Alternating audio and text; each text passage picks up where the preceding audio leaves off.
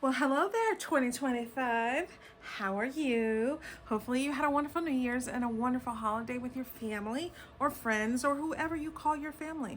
Because I know sometimes you have to make up your own family because it has to bring you peace and joy and just tranquility. Tranquility, that's what we want.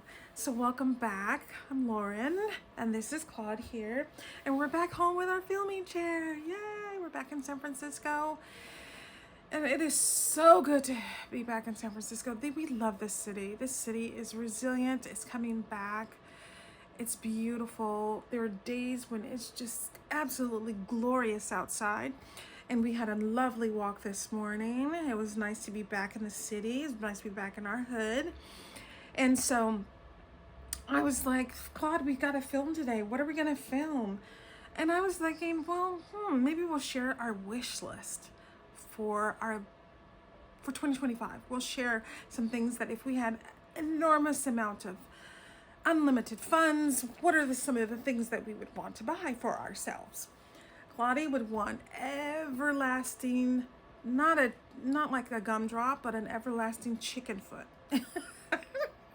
That's what he would want. He would want a chicken foot that would, minute he finished one, it would magically appear another one would appear. Excuse me. Pardon-moi. Pardon-moi. Let me get a little bit of my Earl Grey. And I tell you, Earl Grey is one of the best teas you could ever drink. It's aromatic, it tastes good, and I just like a little bit of milk and a tiny bit of sugar. So it's just a little bit of, it's like you're drinking flowers. Honestly, it really feels like you're drinking flowers, and I love that. I love that. It's very hot too. Excuse me.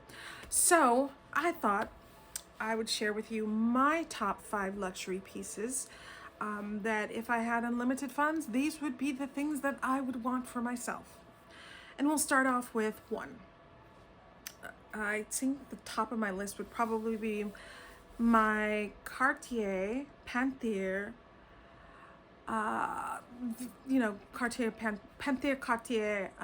Panthere de Cartier, their watch, their gold watch. I think I want the gold one. I've been lusting after this watch for goodness gracious, I don't know how long.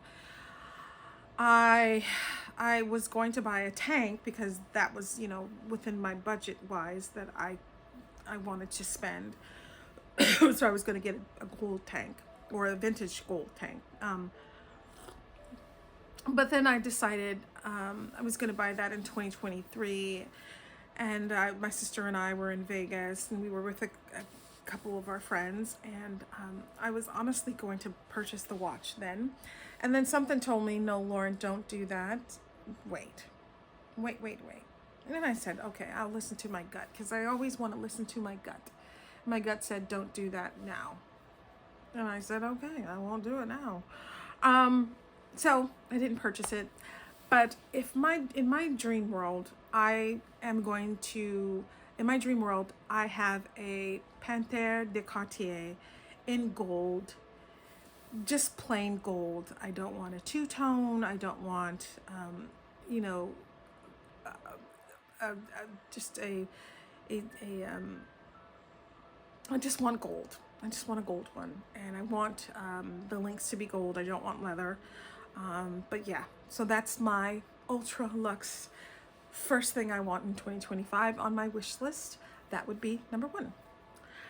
Number 2 is I love a scarf. I love a good scarf, and I want a vintage Hermès scarf for the year I was born.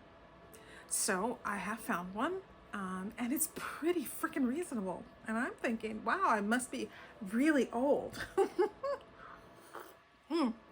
But that is my wish list that's my second wish list, is a vintage Hermès scarf. One thing I like about Hermès is that when they design a scarf, that scarf says something about the times that you're living in. They may reach back and draw some emphasis from that period. or the artist that they choose to design the scarf has a story to tell. And so my scarf that for my year is, it's an interesting scarf, and I love it. I absolutely adore it. And so it's pretty freaking reasonable. So that might be my first thing that I purchase, if I can still find another one, because this one has some slight stains on it, but the condition says that it's very good. But honestly I think I want to search for one that's in very excellent condition. So I'll be searching for that one, but I know the name of the scarf and I know what it looks like, so I'll be on the hunt for that. So that's my second item that I'm going to for my wish list. And then my third is, and it could be third and fourth because these go together, is I want a pair of a strand of pearls and some pearl earrings, and I want some Akoya pearls. I know, I don't want them to be overly big. I want them to be more of a kind of pearly grayish essence. They don't have to be sparkling white. I want them to be kind of either the grayish tone or the more golden tone. But that's really, I think I had a pair of what I thought were pearl earrings, and I've had those earrings for over 15 years and they were not pearls. And I purchased them at a certain store. I think I've said enough about that Macy's store. But yeah, I thought they were pearls, but they weren't.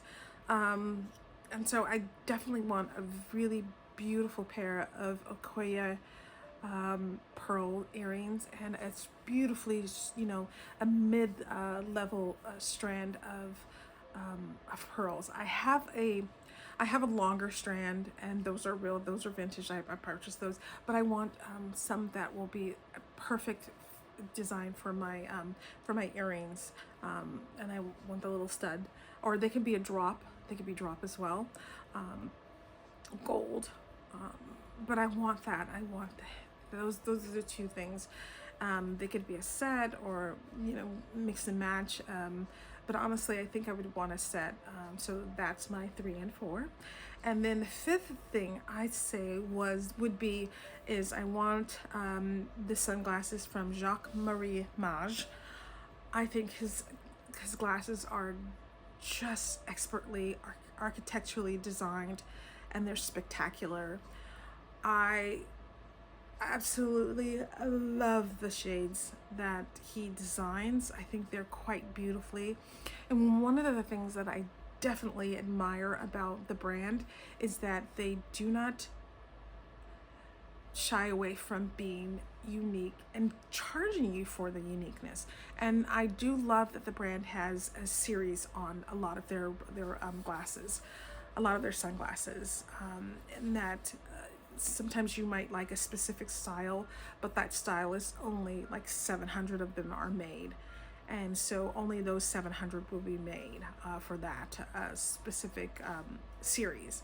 But you can always find he might design, or the team might design another pair that looks somewhat similar, but they do have one little thing that's changed, or a huge change to it.